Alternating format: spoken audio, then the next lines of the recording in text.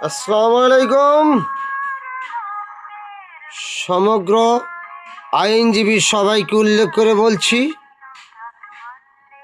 এই পৃথিবীতে নকল কণ্ঠ করে শয়তানেরা অনেক কিছু মানুষকে বিভ্রান্তিত সৃষ্টি করতে পারে।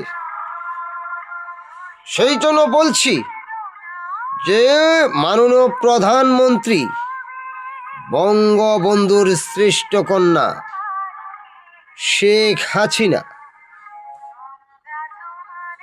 তার কণ্ঠ নকল করে যে বিভিন্ন কথা মিডিয়ায় তুলে ধরা হয়েছে, এটা সম্পূর্ণ ভুল। আজকে আপনারা আইনজীবী সার্চ দিয়ে দেখেন যে মানুষের কণ্ঠ নকল করে অনেক কিছু বলতে পারে। সেই জন্য বিভিন্ন কথা শোনা গেছে, কিন্তু কণ্ঠের সাথে মিল হয় না। শেখ হাসিনা কোনোদিন এই বাংলার মানুষকে গুলি করতে বলতে পারে না। সেই জন্য বলছি, আপনারা বিবেচনা করে এই বিচারটা করবেন, আর এই নকল কণ্ঠকারীকে ধরে সে আইনের আওতায় আনতে হবে। এই শেখ মুজিবুর রহমানের মেয়ে মাননীয় প্রধানমন্ত্রী, সে কোনোদিন এই হুকুম দিতে পারে না। আজকে আপনি দেখুন মিডিয়া, ইউটিউবে অনেক নকল কণ্ঠকারী এখানে যুক্ত হয়েছে। এদেরকেও ফাঁসিতে ঝুলানো হবে। যে বঙ্গবন্ধুর কন্যা মাননীয় প্রধানমন্ত্রী এই বাংলাদেশের প্রতিটি মানুষের জন্য যে কাজ করেছে, তার পাতায় পাতায় অক্ষর লিখিত হয়ে গেছে। সেই জন্য বলছি, ওই শয়তানের কথায় আপনারা কান দেবেন না। একে মারতে পারলেই যতগুলা শয়তান এদের পিছে লেগে আছে, শয়তানেরা কাউকে ক্ষমা করবে না। নিরহম মানুষকে ধরে মারবে, সেই পাকিস্তানি হানাদারের মতো এই দেশে আবার সেই নৈরাজ্য সৃষ্টি করবে।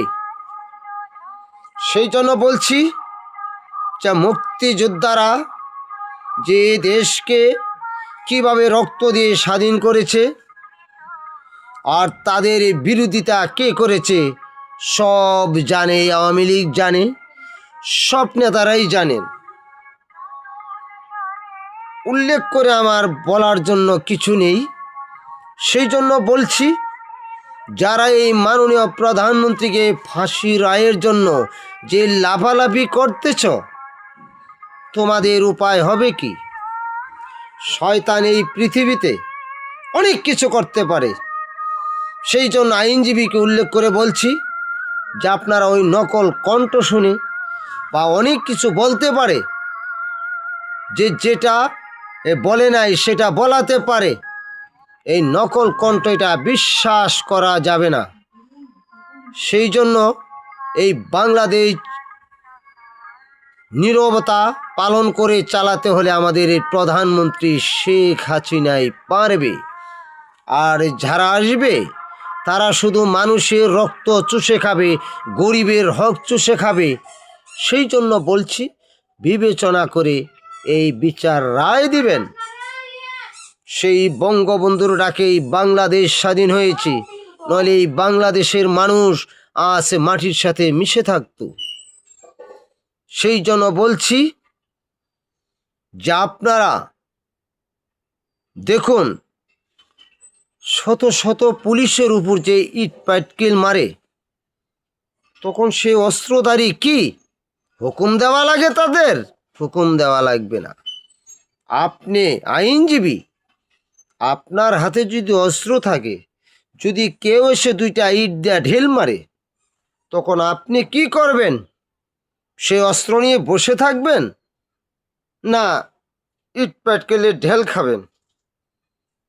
সেই দিকে আপনি মিডিয়ায় দেখুন, একজনকে দোষারোপ করার জন্য শয়তান যায় দলে ঢুকে, ওই দলকে বিভ্রান্তিত করার জন্য অনেক কিছু করতে পারে। এই বলে বিদায় নিচ্ছি। আল্লাহ হাফেজ। জয় বাংলা, জয় বঙ্গবন্ধু। শফিকুল ইসলাম, পিতা ঝেলতিগা নির্বাচিত, আবুল কাশিম মিয়া এবং বিশিষ্ট বীর মুক্তিযোদ্ধা, ৩ নং ওয়ার্ড খাজনাগড়া, ১৩ নং লক্ষিন্দর ইউনিয়ন, পোস্ট পেশাটা থানা, উপজেলা ঘাটাইল, জেলা টাঙ্গাইল। আল্লাহ হাফেজ। সবার সুখময় কামনা করে বিদায় নিচ্ছি।